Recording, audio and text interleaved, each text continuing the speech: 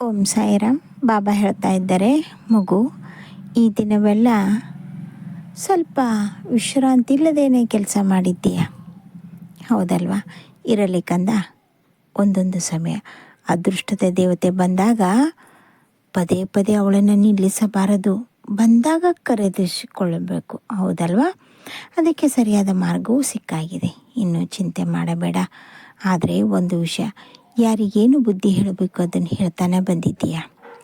ನಿನ್ನೆ ಒಬ್ಬರಿಗೆ ಹೇಳಿದೆ ನೋಡು, ಏನೇ ಆಗಲಿ, ಎಷ್ಟೇ ದುಡ್ಡು ಬರಲಿ, ಅದನ್ನು ಉಳಿಸಿಕೊಂಡು ಹೋಗಬೇಕು ಅಂತ.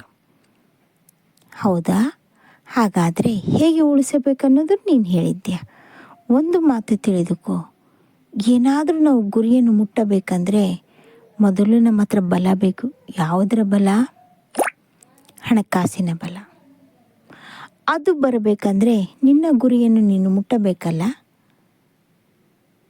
ಒಂದು ಹೇಳ್ತೇನೆ, ಇವತ್ತು ಹೇಳುವಂಥ ಗುಟ್ಟನ್ನು ಯಾರಿಗೂ ಹೇಳಬೇಡ. ನಿನ್ನ ಬಡತನವನ್ನು ಯಾರಿಗೂ ಹೇಳಬೇಡ. ನಿನ್ನ ಸಮಸ್ಯೆಗಳನ್ನು ಯಾರಿಗೂ ಹೇಳಬೇಡ. ನೀನು ಸಮಸ್ಯೆಯಲ್ಲಿದ್ದಾಗ ನಿನಗೊಬ್ಬನಿಗೆ ಗೊತ್ತು ಆ ಸಮಸ್ಯೆ ಏನೆಂಬುದು, ನಿನಗೆ ಒಬ್ಬನಿಗೆ ಗೊತ್ತು ಅದು ಅನುಭವ ಏನೆಂಬುದು, ಬೇರೆ ವ್ಯಕ್ತಿಗೆ ಗೊತ್ತಿಲ್ಲ. ಅದನ್ನು ನೋಡಿದವರಿಗೆ ನೋಡುತ್ತಾರೆ ಹೊರತು ಕಣ್ಣಿನಿಂದ ಅನುಭವಿಸಿರೋದಿಲ್ಲ, ಹೌದು ಅಲ್ವಾ? ಹಾಗಾಗಿ ಆ ಸಮಸ್ಯೆಗೆ ಪರಿಹಾರ ನಿನ್ನಲ್ಲೇ ಇದ್ದೇ ಹುಡುಕು.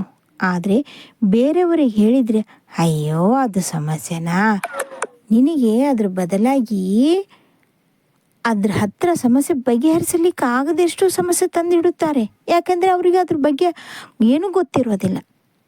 ಆದರೆ ನಿನ್ನಲ್ಲಿ ಆ ಎಲ್ಲ ಸಮಸ್ಯೆಯು ಪರಿಹಾರ ಇದೆ. ಬೇರೆಯವರ ಎದುರಿಗೆಂದು ಹೇಳಬೇಡ. ನೀನು ಸೋತಾಗೂ ಹೇಳಬೇಡ, ನೀನು ಗೆದ್ದಾಗೂ ಹೇಳಬೇಡ. ಗೆದ್ದಾಗ ಅದು ತನ್ನಿಂದ ತಾನೇ ಎಲ್ಲರಿಗೂ ಗೊತ್ತಾಗುತ್ತದೆ. ಆದರೆ ಸೋತಾಗ ನೀನು ಹೀಗೆ ಸೋತೆ ಅಂತ ಮತ್ತೊಬ್ಬರ ಎದುರಿಗೆ ಹೇಳಿದಾಗ ನಿನ್ನ ಹೀಯಾಳಿಸಿ ನಗುತ್ತಾರೆ ಕಂದ. ನೀನು ನಗೆಪಾಡಾಗುತ್ತೆ, ಹಾಗಾಗೋದು ಬೇಡ. ನಿನ್ನಲ್ಲೇ ಇರಲಿ. ಈ ಗುಟ್ಟನ್ನು ಮಾತ್ರ ಯಾರಿಗೂ ಹೇಳಬೇಡ. ಗುಟ್ಟು ಹೇಳಿದರೆ ರಟ್ಟಾಗುತ್ತದೆ ಅಂದರೆ 4 ಜನಕ್ಕೆ ಗೊತ್ತಾಗಿ ಅಸಹ್ಯ ಪಡ್ಕೊಳ್ತಾರೆ, ಹಾಗಾಗಬಾರ್ದು. ನಿನ್ನ ಜೀವನ ಯಾವಾಗಲೂ ಚೆನ್ನಾಗಿರಬೇಕು. ನೀನು ಮೇಲೆ ಉತ್ತುಂಗತೆ ಎದ್ದು ನಿಲ್ಲುತ್ತೀಯ. ಒಂದು ತಿಳ್ಕೊ, 10ರಲ್ಲಿ 1 ಆಗೋದಕ್ಕಿಂತ ನಂಬರ್ 1 ಆಗು. ನಂಬರ್ 1 ಆಗಲಿಕ್ಕೆ ಏನು ಬೇಕು ತಯಾರಿ ಮಾಡಿಕೊ.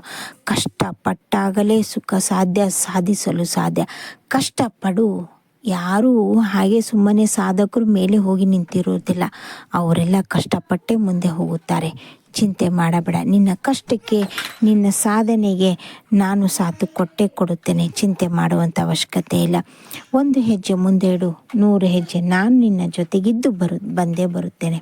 ರಾತ್ರಿ 2 ತಾಸಾಗಲಿ 3 ತಾಸಾಗಲಿ ನೆಮ್ಮದಿಯಿಂದ ನಿದ್ದೆ ಮಾಡು. ಆ ನೆಮ್ಮದಿ ನಾನು ಕೊಡುತ್ತೇನೆ. ನಾನು ನಿನ್ನ ಹತ್ರನೇ ಇರುತ್ತೇನೆ ಕಂದ. ನಾನು ರಾತ್ರಿ ನಿನ್ನ ಜೊತೆಗೆ ಇದ್ದು ನಿನ್ನ ಅನಾರೋಗ್ಯದ ಸಮಸ್ಯೆ ಬಗೆಹರಿಸುತ್ತೇನೆ. ತಲೆನೇ ಉರಿಸ್ತಾ ಇರುತ್ತೇನೆ. ನೀನು ಕಣ್ಣು ಬಿಟ್ಟಾಗಲೇ ನಾನು ಎದುರಿಗಿರುತ್ತೇನೆ. ಮನಸಾರೆ ನನ್ನನ್ನು ಕರೆ, ಆಯಿತಾ? ನೆಮ್ಮದಿಯಿಂದ ನಿದ್ದೆ ಮಾಡು.